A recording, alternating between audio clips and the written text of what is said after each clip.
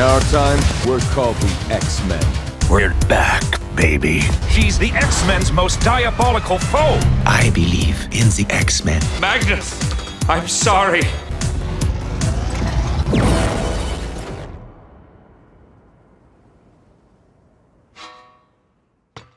You heard it up top. We are heading up to Westchester as we return to the X-Mansion. Well, actually, we leave the X-Men behind for X-Corp because we're talking X-Men 97 Season 2, the Disney Plus reboot here on Normies Like Us with your hosts, Callorf.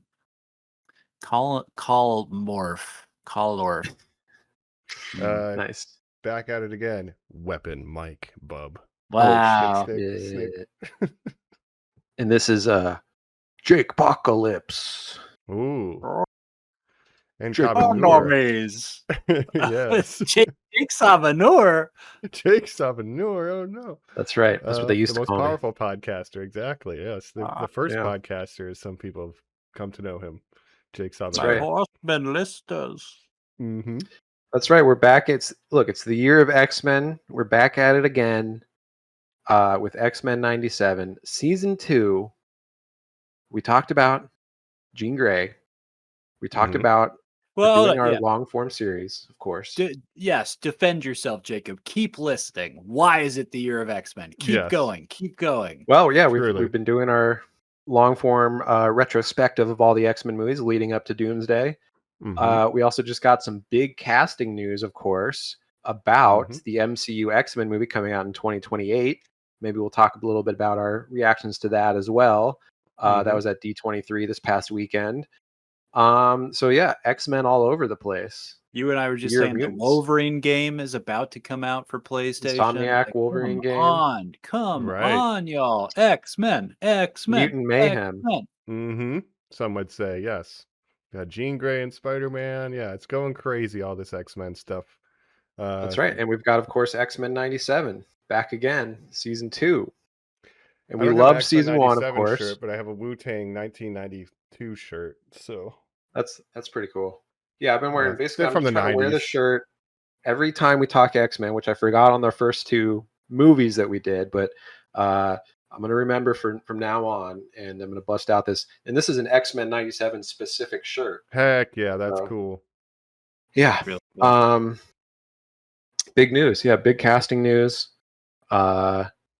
In a couple weeks, like pretty soon here. I know we got to watch it, but we got another X-Men movie that we're going to review very soon. Like, that's truly, the last couple of episodes are dominated by the mutants, let alone the Marvel rivals of it all. They always get more new mutants in there. Marvel rivals. We got Jubilee.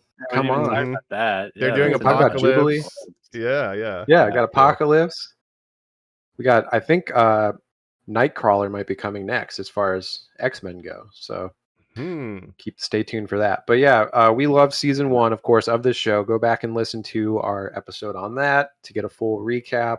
And we're back. And of course, this show created by Bo DeMaio. Now, somewhat controversial because he was, of course, fired by Disney right before basically the premiere of Season 1, but kept on as a writer for Season 2. So he did work on Season 2, but going forward, he won't be involved as far as Season 3 and so on. Oh, interesting. Wonder what's the reasoning behind it. Well, you can write another season, but then you're done. I think because he had already been working on it at the time. And now, what did he get fired for is kind of a good question. I guess there was some social media posts or he was doing stuff online that they didn't approve of. He says it was kind of like maybe discrimination or something. So who knows what's going on there. Right. But so we'll stay tuned for Season 3 to see if there's a dip in quality with him. Is this truly his brainchild or not? But yeah, we'll be talking if Season 2 lived up to Season 1, which we did like a lot. We're following up the Krakoa stuff. Remember it? Our boy Gambit. Maybe one of the best episodes of a television cartoon I've ever seen. That's right. Yeah, and so we're kind of entering this season in the aftermath of Season 1. But yeah, I did really like Season 1, and I was pretty stoked for Season 2 to come back. We kind of ended on, even though it was sad, we ended on a very high note, at a high bar, I think, at the end of Season 1. And just think about when season 1 came out, it wasn't the year of X-Men, and I was actually, some of the first new X-Men stuff, new media that we've had in a long time for X-Men. It was like, oh, the X-Men are back, X-Men 97, and now since then it's been X explosion in terms of explosion. Yeah. I really like that. Jacob, to your point, I hadn't really thought about this, but I would argue that the reason this year is the year of X-Men is because 2 years ago, X-Men 97 season 1 nailed it so hard and got people so excited again for X-Men. Right. Yeah. And Marvel was like, oh, people like the X-Men? Which, of course, if pre-MCU, you would say, what are Marvel's biggest properties? You would say Spider-Man 1, X-Men 2, and then you can get into Captain America, Iron Man, whoever else. But those are obviously the two biggest ones, and they're the ones that weren't in the MCU for the longest time due to rights issues of Spider-Man being with Sony and X-Men being with Fox. Well, now Disney owns Fox. So, look, the corporations win again. Yeah. Monopolies win again. They still cannot quite get the final Infinity Stone of owning Spider-Man again. That's like the one thing that keeps Sony afloat. Right. And they're never going to let that boy go. Nope. Yeah. Now the highest grossing. As of today, it crossed $2 billion, guys, in 3 weeks. Wow. It entered the 8 films movie to ever make. Yep, second fastest ever. Sony's highest grossing film ever now. Wow. That's crazy. If you think about it, I mean, it's made more money than No Way Home, more money than Infinity War and Endgame. And it's like, what is so special about this movie that it's done this well? Like, I knew it was going to do well just because it's a Spider-Man movie, but to do literally this well and better than Avengers is crazy. You have to throw the asterisk on No Way Home all the time because of COVID and that China wasn't open to theaters yet, and that people truly were still kind of doing restricted viewing and stuff like that. But I don't know. I'm as surprised as you guys are. It is true because on topic sort of the X-Men, like it is weirdly also a Spider-Man movie that doesn't have a Spider-Man villain. It has an X-Men as the villain. So is there something to that? And arguably, without X-Men 97 season 1 being as good as it was, maybe Jean Grey isn't in this script. Maybe the Fox X-Men don't go into Doomsday. Like maybe those decisions were really colored by the popularity of this show. I think, and not just this show, but also you have to keep in mind Deadpool X Wolverine and be like, oh yeah, they really like the X-Men characters in that. You had Channing Tatum Gambit. It's like, oh, obviously people want to see more of the X-Men, and it's time to bring them over into the MCU, which I think was always the plan once they owned Fox, and they're like, okay, we're going to reboot the Fox universe and bring the X-Men into the MCU eventually. So I'm looking forward to that.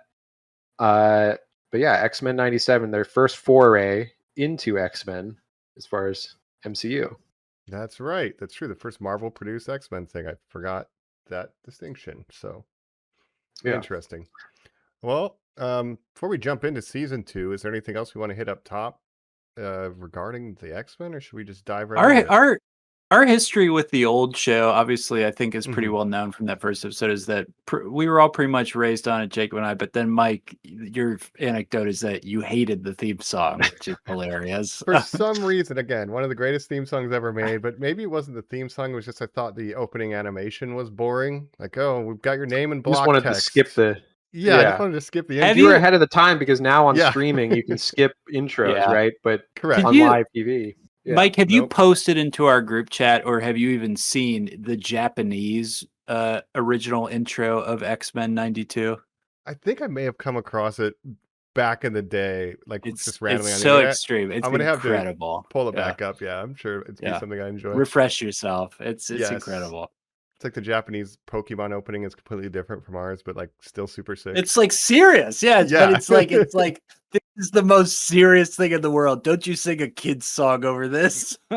That's something that they should do, is get all the anime companies, do a Star Wars Visions, but with the X-Men, and like y'all do a short story about a certain whatever X-Men you want. Like, the X-Men really lend themselves to anime style, I believe. I think they're power scaling. But and Jacob, we've talked, I'm sure, but remind me, what is your favorite cartoon of this? Because you've seen Evolution, you've seen Wolverine and the X-Men. Is this now your favorite? I think probably this is the best one, I could say. I think I like X-Men Evolution a lot. Of course, that was the one that came out in the 2000s, there was kind of like, after the 90s show ended, they sort of rebooted, like, we're going to make an edgier 2000s one. That they're going to go back to, like, a lot of the characters are like high school age, and then there's a couple older characters that are sort of the mentors, and I kind of like that angle. And then you can have some like teen romance stuff. I have so much nostalgia for it. Just the look, the storylines, absolutely. And the X-Men and Wolverine and the X-Men is pretty good, but it only lasted one season. So unfortunately, like, they didn't really get to tell the whole story, I guess. But yeah, I think it's good to have an animated X-Men show out there. And this one, what I like about this one, of course, is that it's sort of more aimed at older audiences as far as the storytelling, the mature, not just mature themes, but just like the storylines and stuff. Like, you could watch it as a kid, but you might be kind of confused by some stuff, right? Yeah, they're definitely aging it up for us who are nostalgic for growing up. Mommy, yeah, Mommy, why is Jean Grey wearing that black thong and high heels? Oh, that's for Mommy. Don't worry. Don't worry. But really, they're aiming it for people that used to be fans of the 90s show. And it's truly, I mean, I thought when they were coming out with it, like, oh, this is a big gamble to take a cult hit show, but one that's clearly aimed at maybe a more niche audience of, millennials or people that, watched it growing up instead of a younger audience, which is interesting.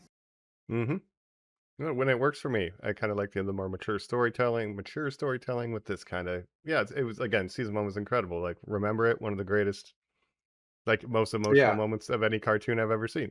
That was great.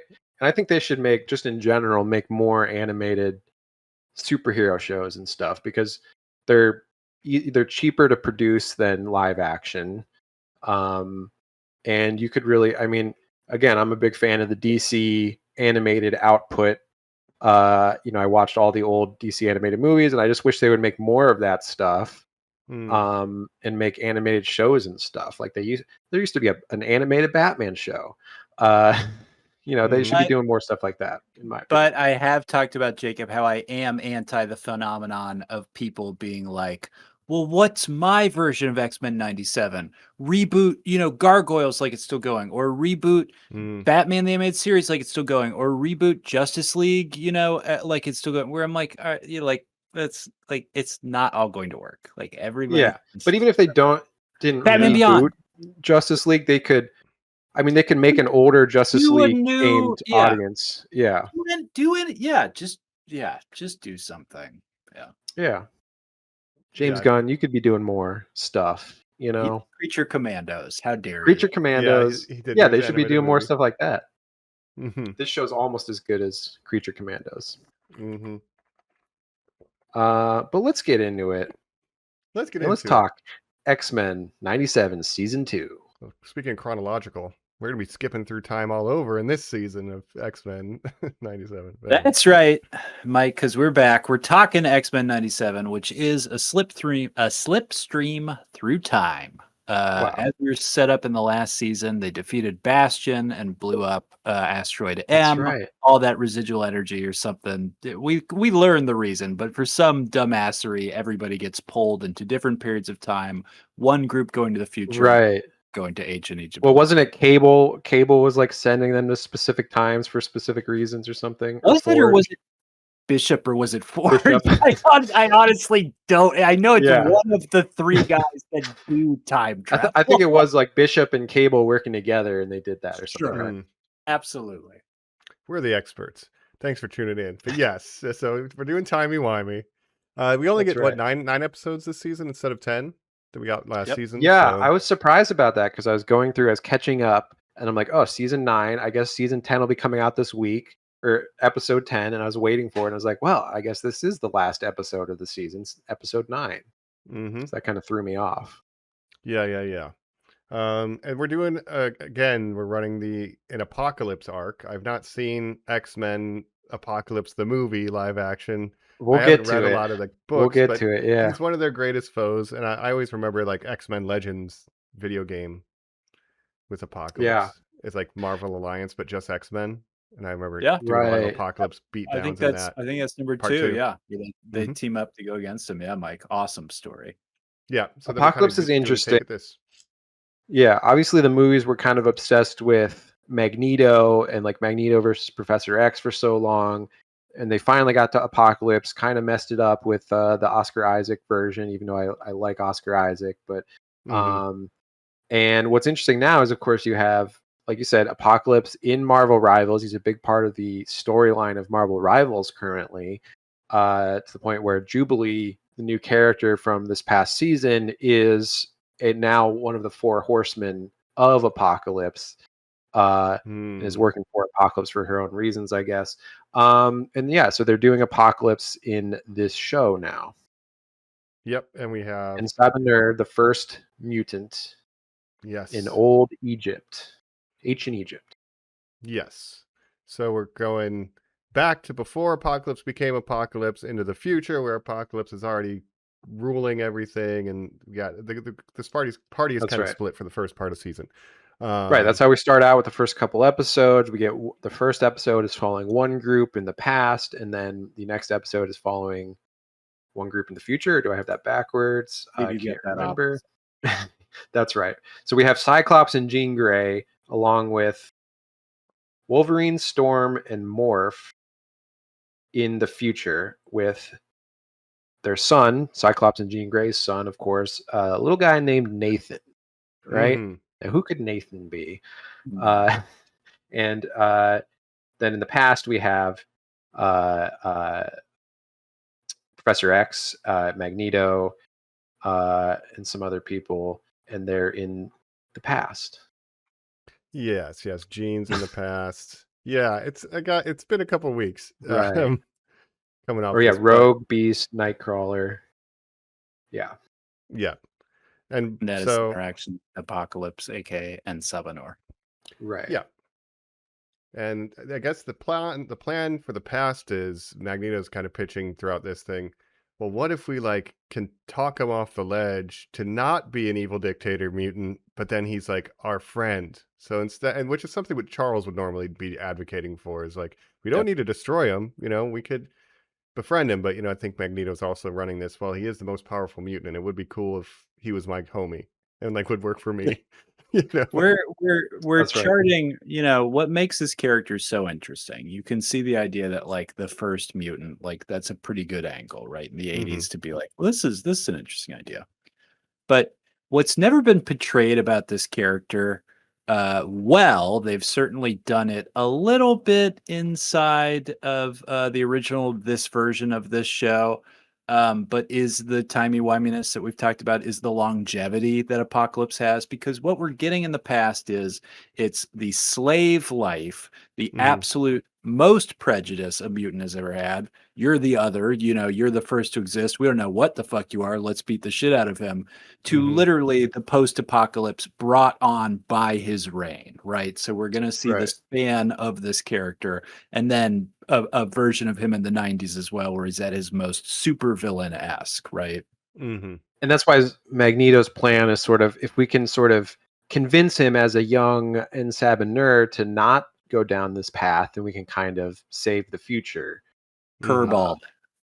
Yeah. And I was sort of reading these recaps on Wikipedia to try to remember what happens in the first couple episodes, because we start with, so actually episodes 3 and 4 are the two-parter Rise of Apocalypse. The first episode is Days of Past Future, which is the people in the future, which is Cyclops and Jean Grey with Cable. And then the second episode, which I forgot all about, is all about X Factor and X Force. Is it really? Yeah. Oh, I'm sorry, I forgot about that. It's about the X-Men missing, obviously. In the 90s. They're missing. Yes. Yeah. And so we have, of course, Dr. Valerie Cooper, who starts the government-led X Factor team with Havoc, Polaris, Multiple Man, Strong Guy, which is a really cool name for an X-Men. Great name. Strong Guy. And go ahead and click on him. Go ahead and click on Jacob. Am I correct that his real name is Guido?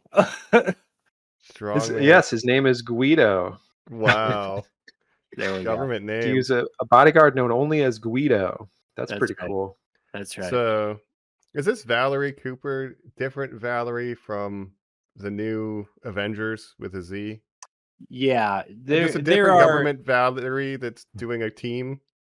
Okay. Well, yeah, the X-Men. What's so great about Well, it? that's what was so Valentina great- you're thinking of, right? Oh yeah, sorry, I got Valentina confused. Yeah, Allegra, my bad. but a Val of Brown. But what's great about the X-Men comic books is, yes, you have all the crazy supervillains, but you have the colorful cast of racists who are just like everyday bureaucrats or members of society who are like, we must destroy the X-Men. And we do get reintroduced to like Grayson Creed, who's like to be like running for Sabretooth's president in son. this fucking season, which is so crazy. But Val Cooper, all these characters, the many racists that were killed last season because they were literally turned into sentinels, Yeah. Well, the idea that there's this government-led X-Men team, basically, which is like a team of government mutants who work for the government. It's like, oh, you sold out, you fucking sellouts. Feds. Yeah, X-Factor's the feds. They suck. Yeah, we don't like them. And then there's X-Force, which is Cable's team that he starts basically because Cable's destiny is all about killing Apocalypse. So he's like, I need to create a team that's going to take down Apocalypse, and that includes Jubilee, former X-Men Jubilee, who's kind of still in the 90s when all these other X-Men are in different time periods. So there's these new X teams that are started. Sunspot, Psylocke, Archangel. Yeah, that's right. That's they're on that squad now. I do like the different X teams being like with their ulterior motives, like fending against each other. And one of my favorite characters that I didn't know anything about was, luckily she doesn't stay with X Factor or whatever, but Polaris, I thought was a really cool character this season. I like Polaris a lot. Polaris, who's a former X-Men, who's now working for X Factor, but he's kind of conflicted about it. And of course, she is the daughter of Magneto. Magnus. Yeah. Magnus. Oh, my old friend Magnus. Oh, I love you so much. I love you so much, Magnus. That's Professor X. Yeah, so then Val's thing is like, we're doing government mutant stuff. We need to have regulations. And then at a certain point, we do get another thing I never heard of, which was X Corp. I was like, I've never seen this arc. That's a cool idea. Yes. They just get an Avengers There's no more tower. mansion. Now they're a corporate headquarters, I guess. Fuck this shit. We're a business. I copyrighted us, Gene. Wheel me up the corporate ladder. They have no jurisdiction in this sovereign nation, right? You can't send your cops over here. You bought a country? Yeah. Tell me how you did that without your powers. Yeah, right. Oh, no, it's legit. And they're in like the ruins of Genosha, basically, after the events of last season, what happens to Genosha. And then there's also a group that's the Acolytes of Magneto. Yes. And what they're all about and stuff. So we're going to learn about them. Now, if we can kind of drift into first reactions for a second, as we've done a lot or a little bit of setup at least. Yeah. I will say that what we've mainly highlighted for me is ultimately a bit of a weakness of this season, which is, wow, there are so many characters. There are so many groups. There are so many things with different agendas. I do not feel that most of those get what I would say are fully serviced. That's kind of the problem, right, with X-Men, is that there's so many different characters that it's hard to like devote enough time to all of them so that you understand like what they're all about. And they're almost like throwing in all these characters, like, and then they were there, and it's like they don't get enough attention. I've said this before, but the strength of X-Men and the weakness of X-Men is that everyone has a favorite X-Men. So the groups of X-Men that are put together for missions, movies, comics, whatever, video games, ultimately boils down to, are you servicing this person's favorite X-Men? And people go, I like that game because it had Colossus in it, if you're Mike and I, or Magneto, if you're Jacob, things like this.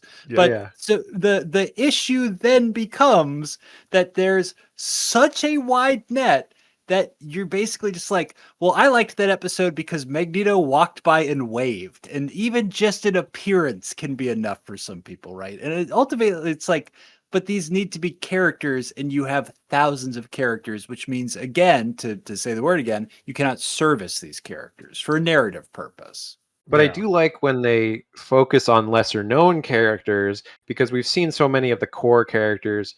Wolverine, obviously, been done to death. Storm, Jean Grey, Rogue, Cyclops. Like we know all these characters. Beast, Nightcrawler.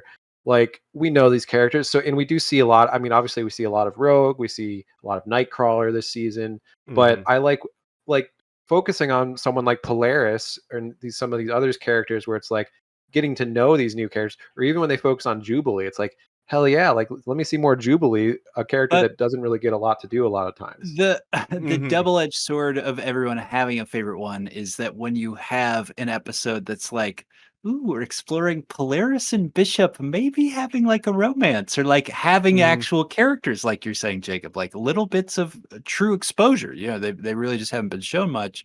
That people go like, well, that was a filler episode. What did that have to do with anything? And you go like, again, you're not using that word properly. You don't understand what filler means. Right. A little bit of that. Yeah. I do find it hard to keep track of all the different teams and the comings and goings. That's the thing. It's like when I'm watching this show, like I'm maybe following like 75% of it in terms of plot, even because, and people, you know, we said about House of the Dragon, like remembering who all these characters are and stuff. Colin, you kind of had a problem with that, not seeing the show in 2 years. For me, that's not a problem because I'm a Song of Ice and Fire super fan. So I'm like, well, obviously that's so-and-so of House so-and-so. I know who exactly that is. But for me, this is much harder to keep track of than something like House of the Dragon because there's so much going on. And it's all about like... The time jumping didn't help either. Yeah, time jumping, different time periods, different characters and time periods. That neither, but what does it get you at the end of the day to even have a team with characters that don't have lines? Like Multiple Man does not say a single line this entire season. To the disservice of our stars, I would say Storm has 3 lines this season where she's basically like, Jean, how are you, girl? Bye. Right, but would you say, I mean, in season 1, we got whole Storm-centric episodes and everything. Absolutely. So we've kind of seen those characters. With Forge. Yeah, so I like that they're expanding. But you know what, Colin? I would say what this show most reminds me of is actually a DC show, Young Justice, where the later seasons of Young Justice got like this. We're like, okay, we've seen, Nightwing. We've seen these characters that you love.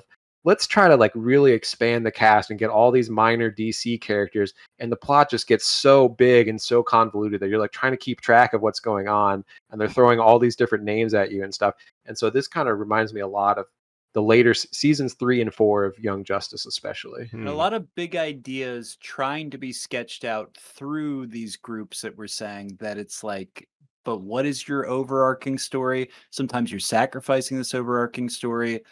I didn't really feel like they landed Apocalypse this season, unfortunately, when he becomes a guy in a duster cackling. I was like, I don't know. I think it's hard to do Apocalypse because like he's not a super, I don't know, to me he's not like a super interesting character in that his motivation is just like, I'm the first mutant, I'm the most powerful, and I'm going to take over the world because I'm Apocalypse, basically, and I am inevitable, essentially. People do say like, oh, he's X-Men Thanos, like that's kind of his thing. That's why like the movie didn't work for me at all because he was so flatly characterized in the movie.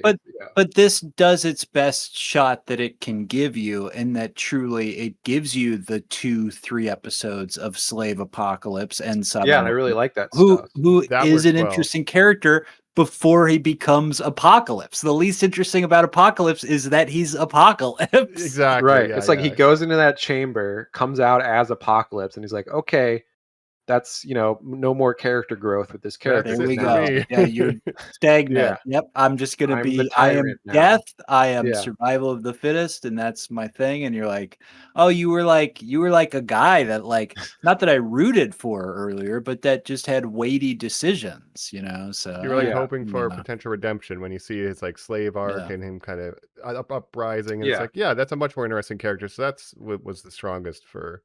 But it shows where he came from, and then you see Magneto's plan to try to get him on the good side, and then that backfires, and Apocalypse ends up killing Magneto, and that's a big emotional arc for Xavier to go through, where he has to cope with Magneto dying, his best friend. That's a really huge thing for early in this season. It's like we lose Jace in Game of Thrones early on. It's like that's a big death. Yeah. To like kill Magneto off, you know. Does Right. it narratively plot the same beat though, Mike, beat to beat of Gambit's death? Is it literally like the 4th or 3rd episode last season as well? Oh yeah, Oh, I really? think I thought maybe Gambit was later. Oh yeah, let's see. might have been a Yeah, little 5. bit later. Halfway A through little episode 5. 5. Okay, there we are. Yeah. That's the other problem with the show is that like Wow, right there. you can't really trust that anyone that dies is going to stay dead, like with Gambit this season, where it's like, yeah, he died, but well, he's back a season later and he's been reincarnated. Yeah.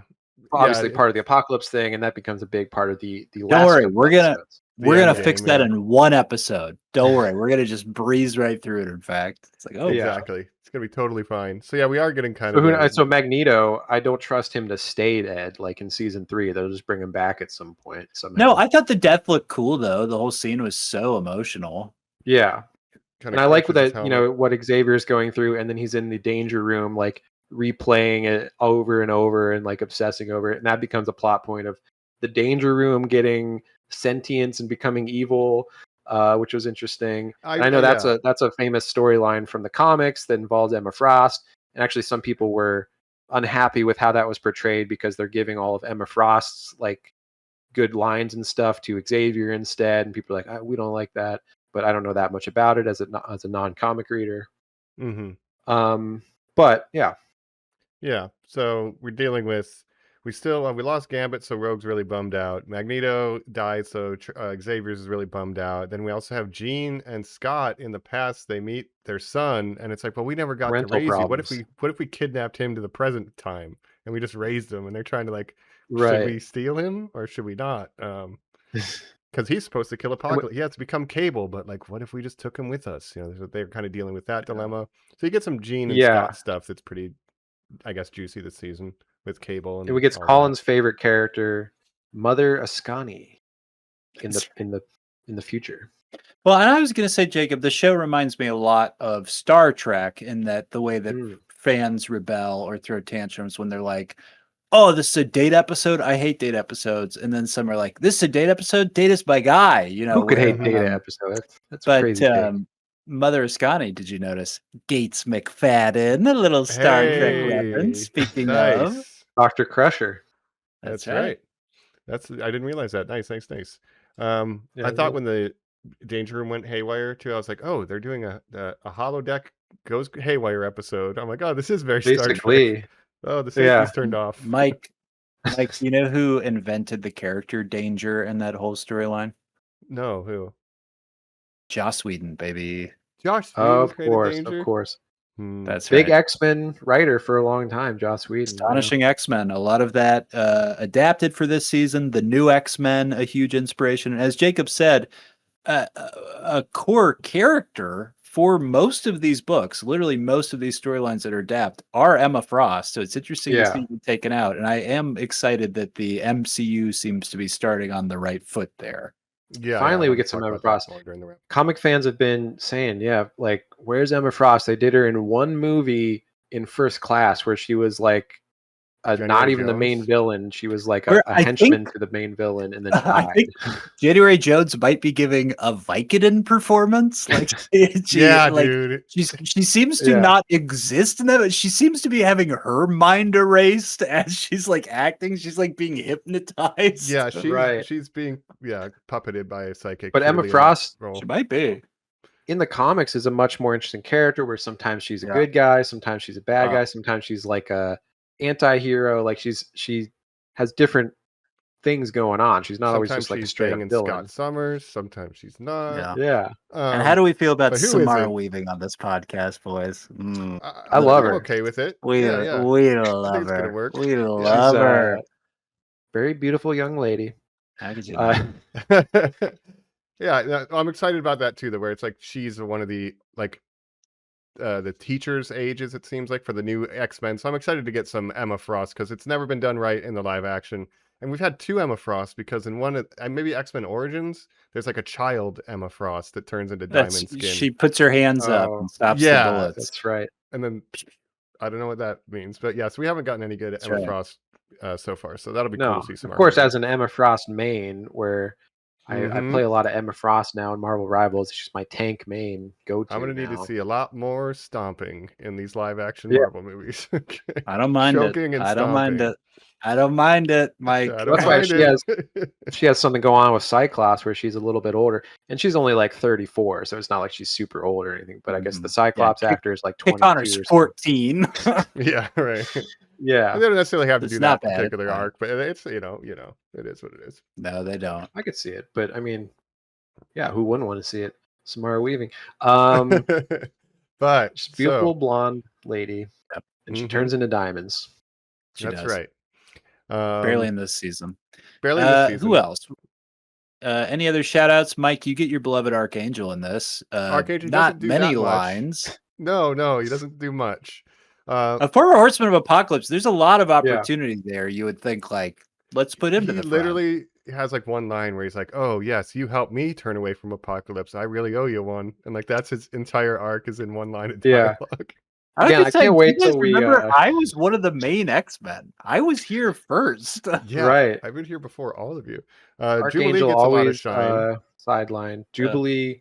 I was gonna say, well, I can't wait to talk about X-Men Apocalypse when we get to the actual movie and see Archangel in that movie. We'll see Psylocke. We'll see all the great characters in that movie.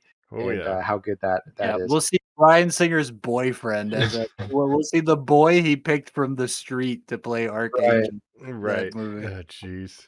But Jubilee, I'm happy to see a lot of Jubilee in this movie because in this show, a character that always doesn't always get, featured that often. It's always used, maybe sometimes like a side character, like, oh, and Jubilee was there too, and kind of gets made fun of sometimes for her powers being like, oh, she makes fireworks with her hands, but she's actually kind of a good character. Do you like the looks, Jacob? A lot of the costuming, again, is drawn from these later comic arcs. So her X-Force look with the all-black jumpsuit with the yellow is obviously inspired by that. The new X-Men jackets for X-Corp. Do you like these looks? Oh, yeah. Yeah, it's okay. Yeah, they're never really my favorite, honestly. No. I don't like Sunspot's She's got her yellow outfit. jacket. That's for sure. Yeah. But, right. She's got something going on with Havoc in this where it's like her and Havoc have a little bit of a romantic kind of a rivalry, I guess. I don't know. Sunspot they were like doing right. They did the video game episode last season 1. Sunspot was that's right. She was kind of dating or supposedly. That's right. Best friend, maybe? I don't know. Yeah, and then Havoc was like I just remember that she's like at odds with now. Yeah, in the last episode of this season when she's like flying that plane and they're like he's still working for X Factor or X Force. Yeah, she's Factor. Yeah, you guys are doing great. Yeah, no, I'm doing horrible. But basically, Cable's like, yeah, we have to kill Apocalypse, and the X-Men are like, no, we can't kill Apocalypse if he's in Gambit and stuff. But we'll get to that. Well, I'm jumping ahead. What if we have some beach episodes first? What if we what else did we get up to? Yeah. So we had Weapon X, Lies, and DVDs. One of my favorite episodes. It's his adamantium back. What if we wrap that up real quick? Oh yeah, that's right. I forgot that he didn't have it for a while. Yeah. That's right. He loses his adamantium.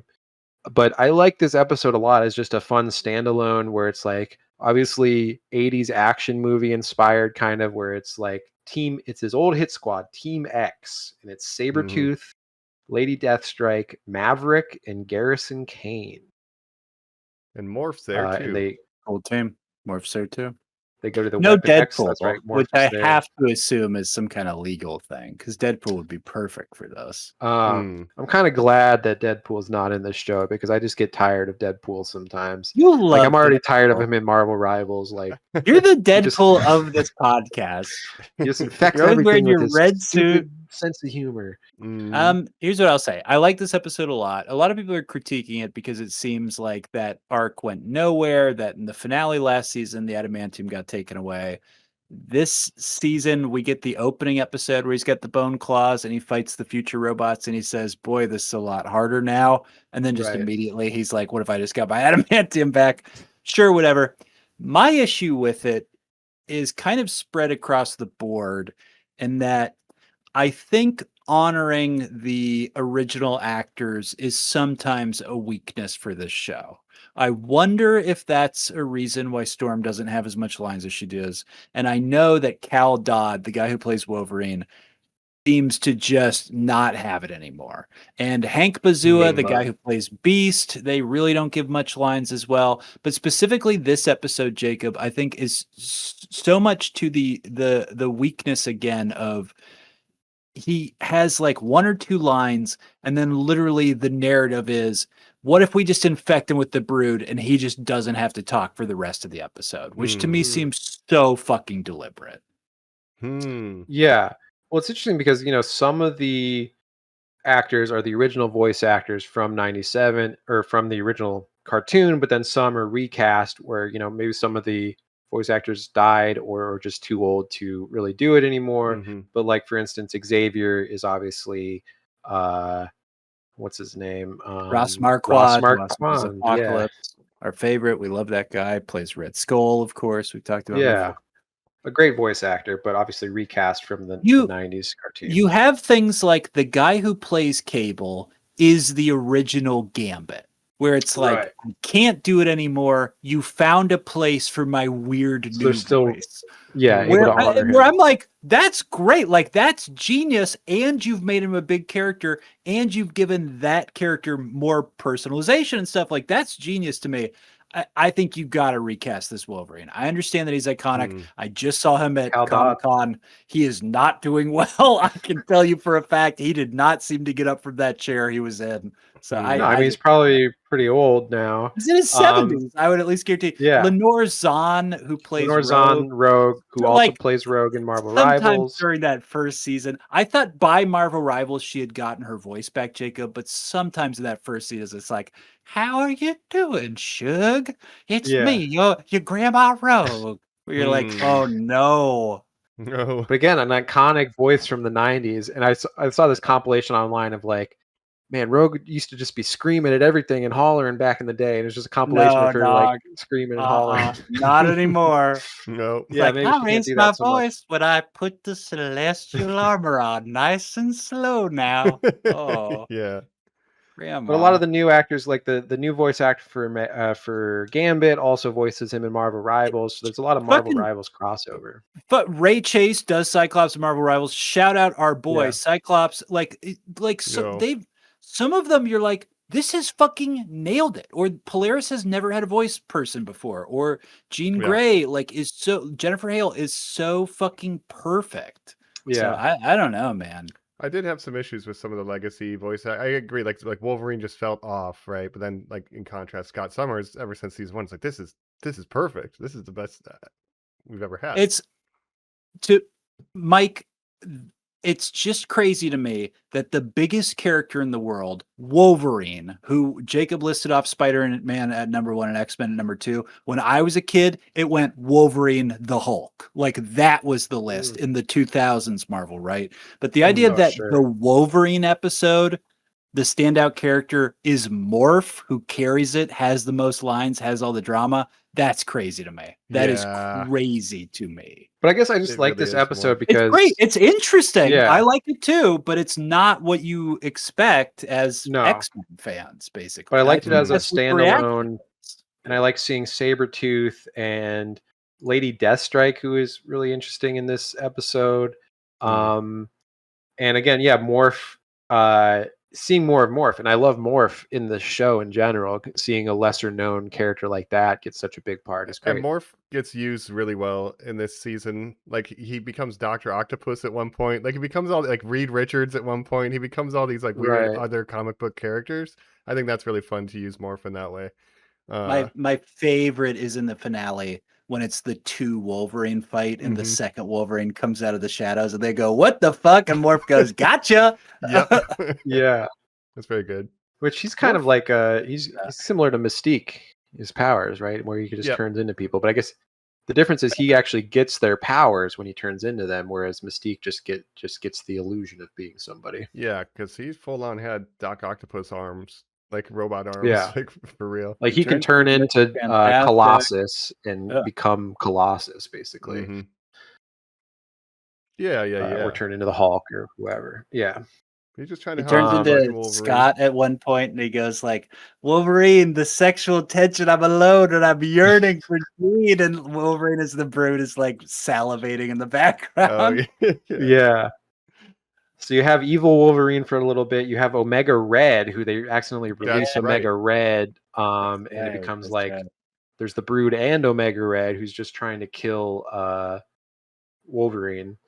I love Omega Red. One of the stupidest villains in comic books, but I love Omega Red.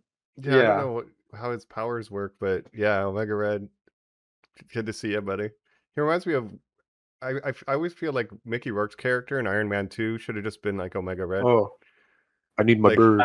Yeah, probably should have been. Yeah. Yeah, I just see the whips in his hands anyway. Like, I don't know. Right. Yeah.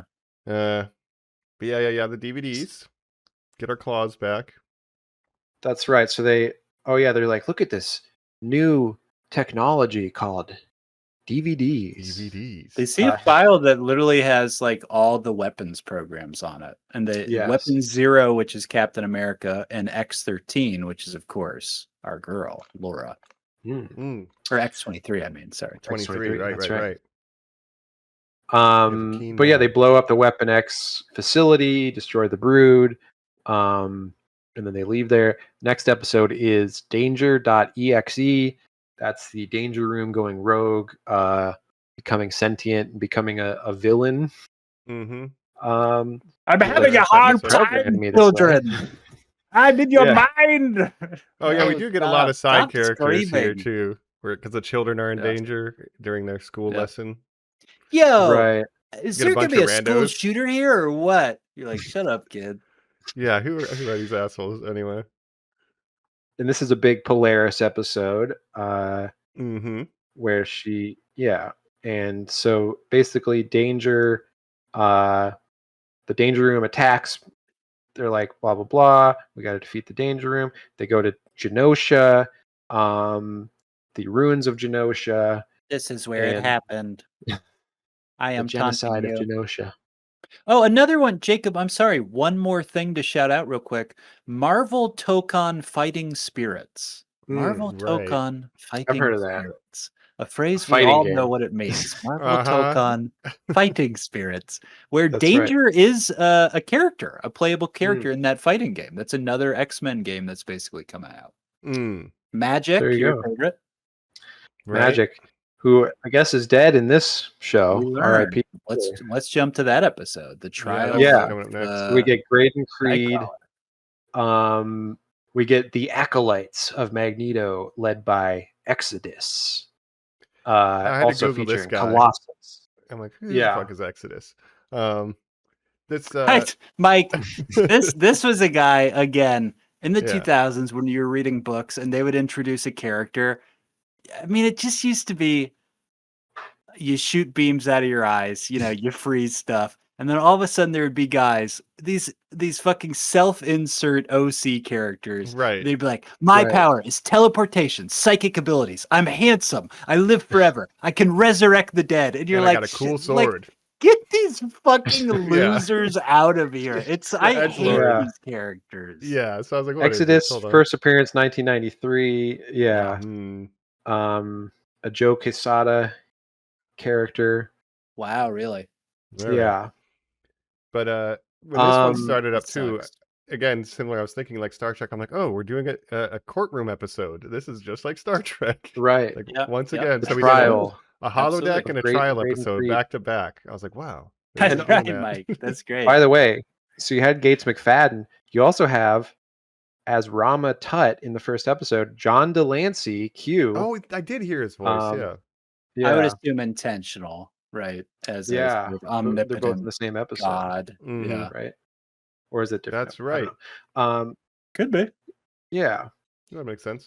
So what was I saying? Yeah, the what's it called? Yeah, the episode sucks. Here's Strange Land, Savage Heart is what. Yes. It's called. that's I forgot that the Savage Land is in it, and I do like that. And the Dead Man's That's Hand. where the Acolytes' headquarters is, in the Savage Land. That's right. The Dead Man's Hand, just real quick. That is one of like Beast's 3 lines this season as well, where he's like, "This is what a Dead Man's Hand is." But we're not at that one We'll yet. get there. My Stars and Garters. The stupid trial episode. The trial of Grayson Creed, who is the child of Victor Creed and Mystique. Graydon Creed. Yeah. Graydon Creed, thank you. Which then, in this super naughty X-Men web, makes it Nightcrawler's half-brother, but also because Nightcrawler is the adopted sibling to Rogue, that he's constantly saying things like, we're all family, sister. You have to explain to that we are all together. And I'm excited because Colossus is here, and finally. it seems pretty accurate. Good voice actor. They're being very honorable to the character. I like that he's upset about his sister's death, and that would break him and turn him away from the X-Men. But this entire argument that Nightcrawler has, and I'm so glad that it's ended with literally him asking, like, I was right? And they're like, no, you were blowing it. Because it is like the worst argument ever. Well, so the Acolytes are sort of a terrorist organization in the name of Magneto that are like, look, Magneto may be gone, but like, we're still like, we're fighting for mutant rights and mutant supremacy, basically. And, Graydon Creed is sort of this anti-mutant hate preacher kind of guy. So they've kidnapped him. And they're going to execute him. And the X-Men show up and they're like, hey, look. And Nightcrawler's like, look, if we can have a trial where I can convince you to not kill him, then, that's got to be worth something, right? So they're like, yeah, okay, I guess. And basically Colossus is working for the Acolytes. Again, a former X-Men who's kind of conflicted, but is like, due to this death of his sister, Ileana, he feels like, I kind of got to work with the Acolytes who got a more extreme version of kind of the continuation of the Brotherhood of Mutants. Right. So he's like, I'll preside over the trial. He's kind of the adjudicator. And what? Devastate. Who's this other guy with the sword? Who's this guy? Exodus. He's the prosecution. Devastator. yeah. Whatever. Get out of here. But basically, they show up at the Savage Land and they realize that there's like a power limiter thing that's stopping all their powers, right? So they land there. Yeah. And I like that storyline, Jacob, for Lorna and Bishop, because Bishop gets blasted before he gets to it. And because his power is absorbing blasts, when he gets in the power damper, he's like, ooh, I've got so much energy in me. I'm sick. And they're like, let it out. He's like, if I do that, I'll just explode. Yeah. Right. It's just like, that's crazy. That was pretty good. Yeah. A good ticking clock. So you have Bishop and Polaris who are kind of trying to take down the tower while this trial is going on so that they can give the X-Men back their powers. Meanwhile, Nightcrawler, who's basically just like super Catholic and is like, look, everybody deserves a trial. But don't you believe that at conception is where this soul is made? And you're like, get out of here. Why? This isn't what we're arguing about. No. I'm making an overall point. Like, I'm not buying into your bullying. Yeah. But I mean, I like Nightcrawler and I like his interesting, his perspective on things. And of course, we talked about him in X2.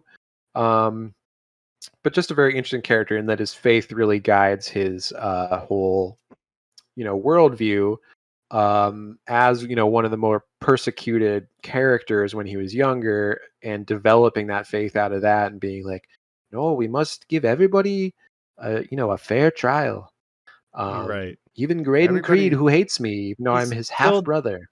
Yeah, million people. Yes, but he's also a person. And you're like, nobody is beyond redemption. It's like, I think some people are beyond redemption, though. That's not what's being asked.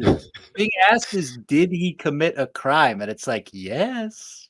It's like he's literally running on an anti-mutant platform to become president. It's like, I don't know, this guy seems pretty bad. Yeah. So then he pulls a gun out and shoots Exodus, and Exodus's last words are like, "You blew it. I was right." Right. But also, Exodus was doing it for his own means, where he's like, I'm just a terrorist. I'm gonna, I want to basically subjugate all humans and have mutant supremacy. So that's not good either, right? Right. But they kind of go into great and creed. Oh, your father was Sabretooth, who never, never treated you right, and then your mother was Mystique, and she didn't treat you right. She threw you out as a baby. So I understand where you're coming from, brother. You he's don't like, no, hate I the hate you, mutants. You hate stupid, your father. dirty mutants. Yeah, exactly. Yeah. Really interesting angle, I guess, but yeah, I don't like this. And then Colin, like you said at the end, when he asks Colossus and says, "Did I convince you?" And Colossus says, "No, but you would have convinced Ileana, so that's good enough that's for a good, me."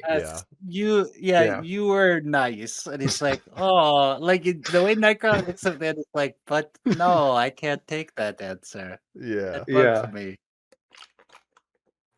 And then at the end of that episode, we see Apocalypse's corpse and one of Gambit's playing cards. Torched. That's right. Leading into the final 2 episodes, we have The Dead Man's Hand and Survival of the Fittest. Wow. So we get big finale. Yes. And it is the return of Apocalypse and the return of Gambit. And he reincarnates Gambit and also is possessing him, I guess. Apocalypse's spirit. Yeah. Here's an issue. Here's an issue. Right. Why? Here's an issue for me and some fans. I just want to point this out. That in the past, there was Insabanur who goes to the Celestial Cave, puts on the outfit, kills Eric Lencher, almost steps on SRX, says it's not worth it, and then says, I will always be, and then goes on to persist through time. So the version that we're interacting with of this villain who's resurrecting Gambit, you suppose, is that guy aged up from ancient Egypt to the 90s, correct? Yeah. Right. Well, I like when he says, I need to go to the X-Men when they were in their prime, the 1990s. But now, Jacob, that is my point, is that in the future storyline with Mother Iskani, with Cable, we see Cable and them in that first or second or whatever the follow-up is to that future episode, rush the temple, defeat the Horsemen, overcome it. Cable interacts with Ship. He becomes Cable, right? He's set on the course for his destiny. That future Apocalypse in a weird sarcophagus who is getting ready to absorb a body because he's clearly burnt out, whatever human husk he has inside the celestial armor, needs to pass on his consciousness to survive. He says out loud, blast, my plans are over. I must attack them where they're most vulnerable. The 1990s. Literally the line they build this fucking trailer on. And he teleports away with a huge hum, you assume, going to the past. So a lot of people this whole season were like, this is interesting. What they're setting up is basically that there's 2 apocalypses in the 1990s. A la Back to the Future Part 2, an old Biff and a young Biff Tannen who will be able to work together to go against the X-Men to be like, I've been through this bullshit. Let's destroy Cable, right? So you almost assume is that what the Gambit angle is? What is all this? Now you have scenes that support this where viewers say, why is there a moment where Apocalypse says out loud while resurrecting Gambit, increase the power, we need more power, and then he himself pushes up the dials of power?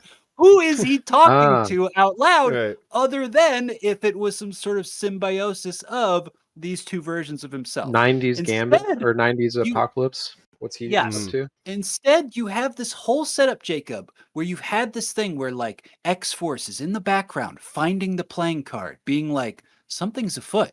They're doing something with Gambit. You've got Rogue being like, my sugar's gone, my sugar, my sugar. Then you literally just have them come to this temple where there's just a corpse of Apocalypse. And you're like, this is it. They figured it out. The old one goes into the young version. There's another this 90s Apocalypse. They will 2-pronged attack, destroy the X-Men. This is what it's been all about. No, it instead introduces this very absurd curveball, which is like Apocalypse tried to absorb into Remy, but Remy was like, I'm actually stronger than you. And like I'm like vampiring into you to become just evil Remy, Death, the Horseman Remy, except I am Apocalypse, except I am Remy. Right. Yes. Yeah. Well, Which is crazy. It was all very confusing to me because, he kind of It's reincarnates Gambit by possessing him.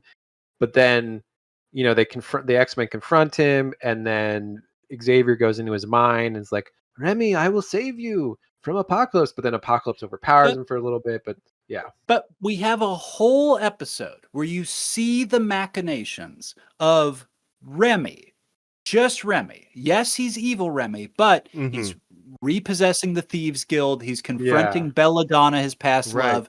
He's doing things he knows about from the knowledge of Apocalypse. That's all with Apocalypse is spirit inside of him, I guess. But he's still in control. He's taking the external jewel. He's proposing like this deal or whatever with Rogue. He's fighting the X-Men. Then his mind is crushed. He's reverted back to normal. Then the twist, Jacob, is no, he is Apocalypse if Apocalypse put a brown duster on. That is the final version of him in the show. He's like, I've always wanted this body and this jacket in particular.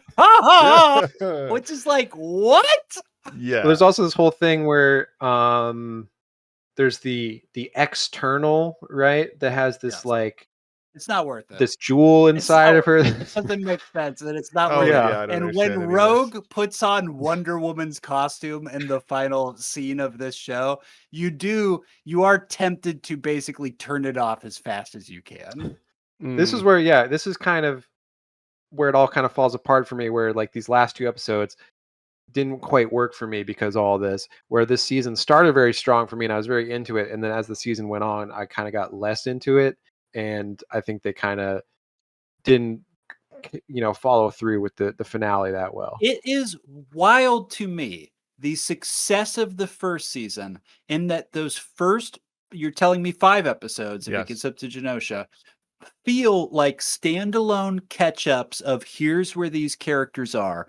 And then, boom, the last scene of that 5th episode introduces Bastion and sets up the whole underlying tension of what was going on and the payoff of a season.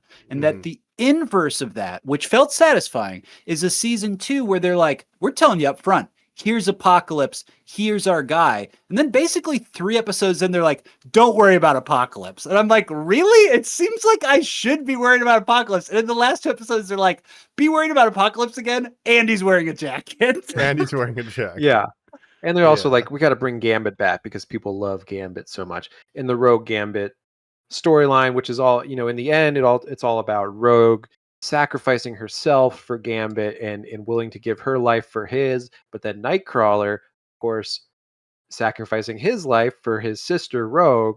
So it's all about who can sacrifice their life the most. That's the thing, Space God. I have faith that there's a Christian God instead of you. What? Yeah. But you're literally face to face. I am everything. No, there's a guy with a big beard who says I'm right because every Sunday I didn't eat fish. So see you later. But ultimately, he's so inspired by Rogue's sacrifice, and he's like, well, we should have Rogue because she's more important than me. So I'll give my life for hers because I have the most faith. And then he kind of disappears. So it's the double sacrifice. So we get Rogue and Gambit back, but we lose Nightcrawler. We get a sacrificial switcheroo. Yeah. And after all of his when he's at the trial and he's like, oh, but I have the faith. And I'm like, you can go, dude. Like, I don't need you on this show anymore. Like, it felt like low key. I was like, okay. But then and I almost wonder, Jacob, if this really is the payoff of the working so far ahead that you can do write out 2 seasons before one goes into production, even that the finale literally just goes the voiceover of I have faith that what I'm doing is good, and it cuts to Xavier's back to teaching, X-Corp's got like what feels like them closing the book in case X-Men 97 didn't work, right? That they're just like, then this is how it could have ended if we'd only gotten the 1 season wink wink renewal, in that technically 1 season is 2 seasons, in that TV shows used to be 22 episodes. And the big issue with this show and why it feels like it goes so fast and has a truncated weird ensemble is that it's 10 episodes versus 22. Yeah, and this season was only 9 episodes. Yes. In 2 seasons, we only got 19 episodes. We didn't even get a full 22 out of 2 seasons. That is we got 1 season of TV. Yes. Right. But that's just how it is now. And even like I was comparing it to Young Justice earlier, and it's the same thing with Young Justice where they're like, yeah, we're of course that show got canceled multiple times because it wasn't selling toys, basically, because it was, again, focused for a more mature audience. And so they brought it back years later on HBO, and they're like, okay, but it's going to be a shortened season. And it's like, if you're going to do that, like, might as well not even bring it back at all. But yeah, I mean, I'm happy to have X-Men 97, but I do wish they would give us more. And I'm sure these episodes are actually pretty expensive to produce because of the animation. And look, the animation quality is incredible. I believe Studio Mirror, who does like Korra the Avatar and all that bullshit, like it looks fucking amazing. Yeah, the acting's really kinetic. Especially if you compare it to something like Invincible, which Invincible has been running for several seasons now, and people kind of criticize the animation as looking cheap in that. And I have to agree at some points, because this is like one of the best looking animated shows that I can even think of, where the animation quality is so top notch. But I'm sure that's very expensive to make, actually, as far as animation goes. So at least they're not cutting corners in that regard, but maybe that's why they have to have shorter seasons because of that. Yeah, it's probably got to be, because it does look incredible. Like, yeah, all the action, the powers, like that stuff's like top notch. It just the plot is a little like, wait, what? Who? Apocalypse in a jacket. Basically get Storm uses her powers one time, and she uses them with the sun. They're like, "You're an Omega level mutant. Did you know that?" And she's like, "That's crazy. What a revelation." They're like, "You'll never speak or use your powers again." Morph does the coolest shit you've ever seen. Wolverine gets his adamantium back, and then you basically says goodbye for the rest of the show. Cyclops and Jean fight Cable in the last episode because there's all these weird crossings of alliances, and it's an awesome fight. It looks cool. Oh yeah. But by that point, again, I am where you guys at, where I'm truly sitting there going like, why are they doing this? Like, well, what is the point of this? Their arc is that, like, son, you don't have to do this. No, I have to kill Apocalypse. It's my destiny. It's literally all I have to do, Mom and Dad. Yeah. The only thing I'm here for. So they're trying to fight to save, like, his soul of, like, don't turn to the dark side of, like, you don't have to do this. Like, by killing Apocalypse, you're becoming him to a certain degree, where there's another way. But it's like, is there? Because, like, what are you going to do? Not kill Apocalypse? But basically, the whole thing comes down to he wants to kill Gambit with Apocalypse's spirit possessing him, and they're like, no, we can't kill Gambit. Excuse me, he specifically says, I want to put a bullet in his head, and he does do it, Jacob. And then I want to remind you that this whole season ends with Rogue squashing him into a gem and going, here you go, Cable, put this in your little arm. You probably love to wear this. Yeah. So Rogue becomes Super Rogue. She goes into the chamber and becomes Super Rogue by agreeing to sacrifice her life for Gambit's, in that I guess she would die after defeating Apocalypse. What did Apocalypse give up to become Apocalypse? I don't know. That's I guess his humanity. Yeah, his humanity, honestly. Yeah, maybe literally, yeah. I am the first you mutant. Can't go in this chamber without paying a price. Yeah, I want to be fully mutant. Which would explain again why he becomes so boring. Yeah, that's true.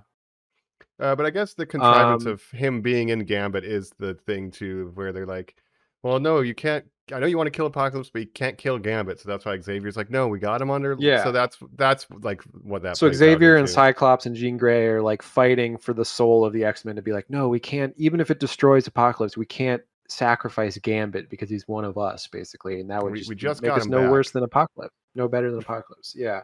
And so then Xavier goes into his mind. I'd be like, I don't even know this guy. I'd be like, I've been here for a month, dude. I don't know any of you. Put a bullet in anybody's head.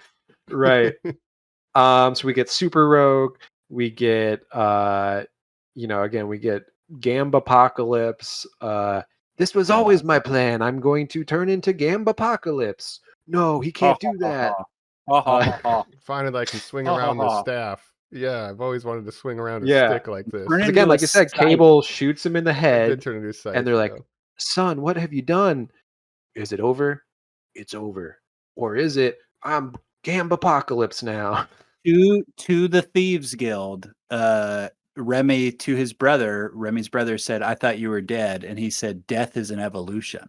Right. Yeah, so that's kind of a hint there that if you die, death is an evolution. It's going to change. And he at one point also possesses Nightcrawler and makes him like an undead Nightcrawler for a while. Yo, what a fight scene that is when it cuts to Nightcrawler's point of view and he's just jabbing guys in the face and they keep going, ow, ow, ow. And it's like, we'll cut to Jean and she's like, ow. Pop, pop, pop, pop. Yeah. That was awesome. I love that. Yeah. But yeah, so that's basically the end of the show. And I'm just reading now that there's a mid-credit scene that I didn't see apparently where I saw Did you guys see this? Yes. Mystique shoots Cooper and assumes her identity while Creed is elected president. I guess I turned it off before that. Yeah. And we should also say they released a clip of the 3rd season. Did you guys see this? Whoa, no way. No. Was it for D23? They released a clip of an episode of the 3rd season for D23. It is the return of the Brotherhood, and that you literally just see the Brotherhood going around fucking up Sentinels. Toad, Pyro, Blob, all the characters that we haven't seen in forever. Mystique, a character people have been requesting since season 1. Where is the Brotherhood? Where's Mystique? Yeah. Where's Magneto, I assume they'll bring back to life at some point.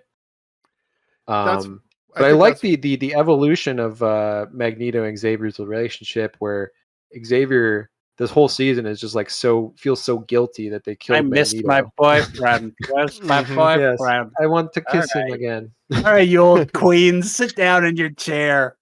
I want one person called me Magnus, and it's Charles. Magnus, get the Magnum. Hey, nice. That's funny. All right, I think let's move to final thoughts here as we wrap up on X-Men 97 season 2. To me, my X-Men. Ready to rock, bub, because we are wrapping things up here on Normies Like Us, talking X-Men 97 season 2, the relaunched Disney Plus original. I mean, here's the thing. I liked them as I was watching them. It's kind of just later where I'm like, what was that one? And all these people going like absolute fumble after the masterclass that is season 1. It's coming at an unfortunate time for me, and that we literally just also had the My Adventures with Superman season 3 finale air a week apart from this, and people same thing. You love that show. Like, great start, horrible ending, where I'm just like, well, Colin, what I'm hearing about that show is like it's kind of up in the air if it gets renewed again because of, of course, of also the Paramount merger. And Jacob, literally, that the last scene is also and everything's okay. And I think that and here's a flash just in case of where I'm just like no, well, like, I don't need this. And like Lois and Clark are like getting engaged now at the end of the season or something like that's the big ending of like, oh, we're engaged now. In case it doesn't come back, you can kind of imagine what would happen next. What the adventures would be. Yeah.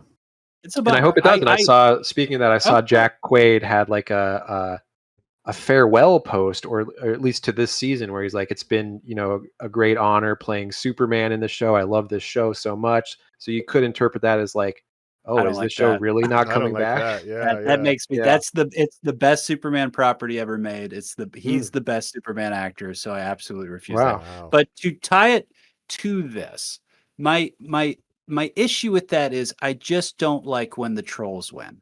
I don't like this idea that people can't have this opinion of like, oh, that was garbage. This was better. Or what I'm hearing a lot now of, well, if that's how this season 2 went, I want Bo DeMaio back. I don't care who he molested. Where it's like, guys, let's be humans. Let's think about what really matters in the world. The problem is like people on the internet at some point will complain about anything and nitpick it to death. And we're seeing, we had one episode of Lanterns, which we just watched last night, which we will be talking about in a couple weeks, of course, later on. But people online are already bitching about like, oh, I can't believe they did that in the first episode. James Gunn doesn't understand Green Lantern. This show sucks. It's like, it's been one episode. Can you fucking take a breath? Not in charge of the not show. Involved. Right. And Jacob, to talk Tom about King sucks. Yeah. one of our past episodes, I'm actually surprised how little you engaged with the House of the Dragon discourse, which there's a very local negative group that is like, well, we all agree that was the worst thing ever. Where I think Ryan on our Condal episode, we were all very positive. So I don't pretty hyped. I don't know. Again, with that show, it's book purists who are like, Ryan Condal, every change made in the show is terrible. Ryan Condal doesn't understand George R.R. Martin. It's no wonder they had a falling out, blah, blah, blah. It's like, I agree with you on some of those points, but also like, you have to understand, like, he's adapting, like, not every change for the show is going to be bad. And like, it's hard to make an adaptation of something like that, where it's like this sort of, it's basically an extended Wikipedia article about the history of Westeros, and they turn into a narrative TV show with character arcs and stuff. All we talk about in that episode is how amazed I am that somebody could even pull that feat off. It's like I constantly am asking people, where I'm like, there's no lines, like it's literally just like you're like, there's some, but you know, it's like, wow, that's crazy. But inevitably, you know, people turn on anything, and like with the Night of the Seven Kingdoms, people were so positive on that. I can't wait for season 2 to come out and for people to start being like, it's not as good, blah blah blah. You know, it sucks now. Like that's just like the inevitability of everything, of like people being so negative about everything. It's like, yeah, it might not be perfect, but at the end of the day, like, I am glad it exists. And that's kind of how I feel about this show, where it's like, yeah, I liked season 1 better, and season 2, there's definitely moments I liked and I was engaged with it, but the ending didn't fully work for me. But I'm glad it is existing, and I want more seasons. All my favorite characters, they all sounded great, they had fun. It's like, it looks amazing. It's like, at the end of the day, yeah. I think the problem is just, you know, there's a certain contingent online of comic book fans, same as like Game of Thrones fans, that are just overly negative about everything. And it's like, how is that like a way to live? Like, that must be an exhausting way to live, to just hate everything and find the negatives in everything. Just be glad sometimes that you're getting something like this. They're ruining my favorite character. Okay, well, something else will come out later that, you know, you might like. So that character has never had a bad run in the comics. Like, come on, dog, be realistic. Yeah. Like, it's just, there's not, just find other stuff then. My biggest takeaway from this is like, yeah, I liked it. It's the time traveling was just too confusing to me, especially in like 30-minute episodes, less than 30-minute episodes. Like, it's trying to stuff a lot in every episode, and I didn't always follow because of the size of the groups that we're dealing with. And it's like, I'm watching week to week, and I really didn't fully retain the previous week, but the broad strokes of like losing Magneto, I liked. And the new characters like Polaris, like, oh, maybe I'll quit being a Fed and come back to the X-Men. Yes. Oh, who is this guy? I was always an X-Man, Mike. That's right. Always an X-Man. That's right. We didn't. Wow, my room. It's exactly the same. You're a rebel, Polaris. Last season, the mansion exploded, Mike. What do you mean my room's yeah, exactly the same? You recreated your room just exactly how you remember. Uh-huh. Wow. There's a mutant with the power of perfect interior design recall, and they just called them up. Yeah. Right.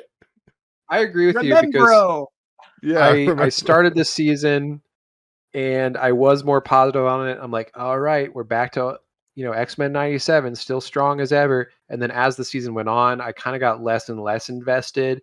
And yeah, week to week, I wasn't retaining everything. And by the last 2 episodes, I was like, I don't know what the fuck's going on right now. In our group text, along with the ride.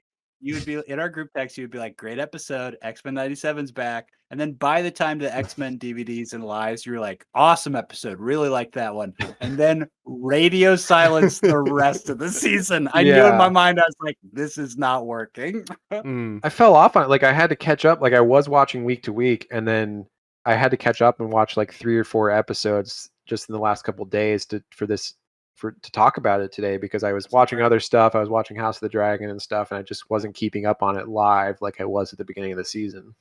Yeah, and my other takeaway too is like, I really didn't like bringing back Gambit, like, because it just felt like it cheapened like the peak of season 1. Like, I get that they always do this in the comics, and people are. That's the thing with comic books. Yeah, but like, you can't just sit in it for at least one whole season Like not even 5 episodes into this, and he's People back. People love baby. Gambit. We got to bring Gambit back. I just thought that was a little. That's cheap. what I'm worried about. Like killing off Magneto. It's like, I don't does feel anyone like it really matters. expect Magneto to stay dead? Right. Yeah. That's what that. Yeah. So when it happened early in the season, I was like, oh shit, Magneto's dead. But then when Remy came back, I'm like, well, I guess nothing means anything. Well, it's like we keep like literally you guys keep saying as a super positive is it seems to take a swing to shake up the formula where you're like, Gambit's like the most popular mutant. If he's not on the board, wow, I'm excited to see who X, Y, and Z.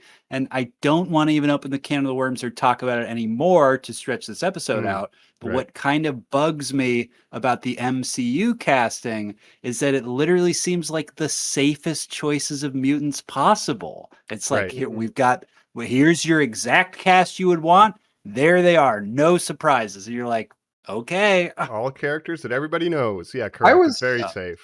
Totally established. Wink. Right. Well, I mean, yes, but also with the casting news in general, there were some surprises for me anyways, of like, because there were some rumors that were happening with like, oh, Kaylee Spaney, Rogue, Charles Melton, Beast. Those were the rumors. Surprises of actors. I'm saying the characters. That the characters cast is going to be. We're doing Cyclops, but Emma Frost. Rogue, but that's like the one that we're excited about. Like, that's okay, the one that we were like, I'm like super stoked. I'll say Emma Frost. The fact that they're doing Mr. Sinister as the villain is interesting to me. That they're not going into Magneto immediately. They're not going into Wolverine. Like, I think the absences are more interesting of no Wolverine, no Magneto as of yet. You know, no who else? Like Iceman, I guess. No Iceman. Yeah, I don't know. No Kitty Pryde. Yeah, Iceman's really fallen off, dog. I don't. I brought it up in a different. Yeah, episode. One of the original guys. All right. Final thoughts, X-Men 97. Good luck. I want you to do better. Yeah. Yes. And if I can just say one thing about the death, bringing characters back from death, to compare again to my favorite show, Young Justice, DC Kid. In that show, they fucking kill off Wally West, and that motherfucker does not come back to life. He is dead. So you got to respect them for that. Yeah. My biggest takeaway is Polaris. I like that character a lot. It was good to bring her in the death of Magneto as like the daughter and grapple with that stuff. So that it peaked at Danger EXE to me. I think this season peaked at that episode and then just kind of fell off.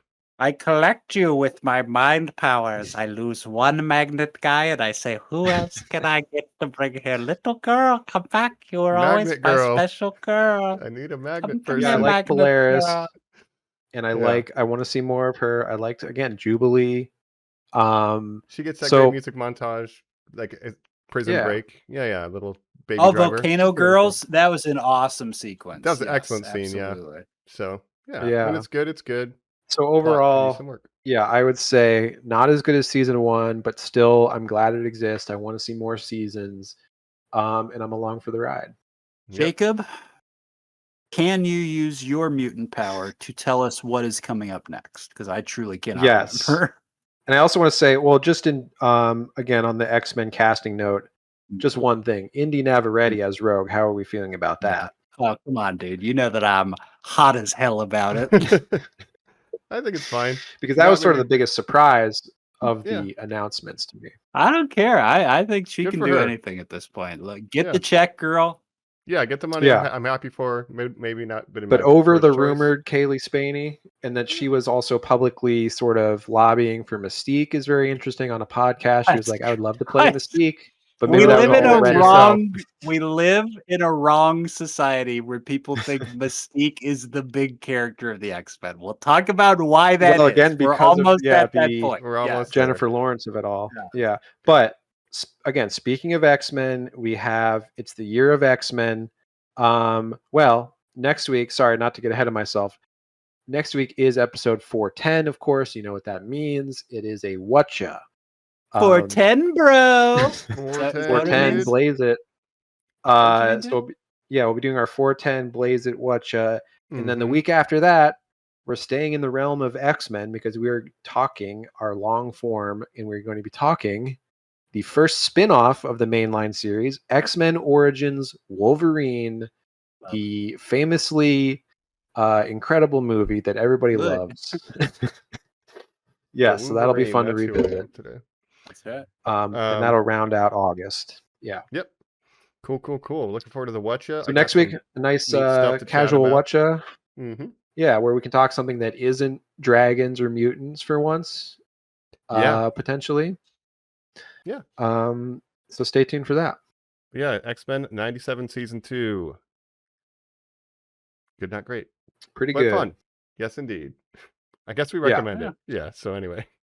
Yeah, yes, we do. We want to hear what you think. Hit us up at normies_like_us, where you can rate, review, subscribe to the podcast, but also tell us, hey, I liked X-Men season 2. I liked that the people did the stuff. I'm like, all right. Yeah, maybe sounds like we were more negative on it than we actually are, but we appreciate that it exists, and we want more of it, of course. The action scenes are fucking awesome. Like when we talked about that Jubilee montage, like that was pretty fucking peak. Like it's the action scenes are insane. Again, the animation is incredible. The action, I love the animation. Come for the I think the writing was the worst thing about the season on some points. Yeah. But then they'll be like, what if Jubilee was in a Blackbird getting chased by Havoc in a helicopter? And I'd be like, that's not really she can do other stuff. She can pilot planes. You didn't know that. Right. I've been flying this thing since before I could drive. I don't even have a driver's She doesn't just shoot fireworks. Yeah. That's right. All right. Well, check us out. Let us know what you think. Yeah. Mm-hmm. Otherwise, we have been your hosts. This is Juba Colin. It's the Wolverine. The Wolverine Tank Planet. The Wolverine. Mm-hmm. That's right. And this is Jakesadis, Mike's favorite character. Oh, a fancy French boy. All right. To me, my All ex-norms. We'll Thanks, catch you Normies. next time on Normies Like Us. Bye-bye. Magnus! No! They were making love, drinking wine! Ah!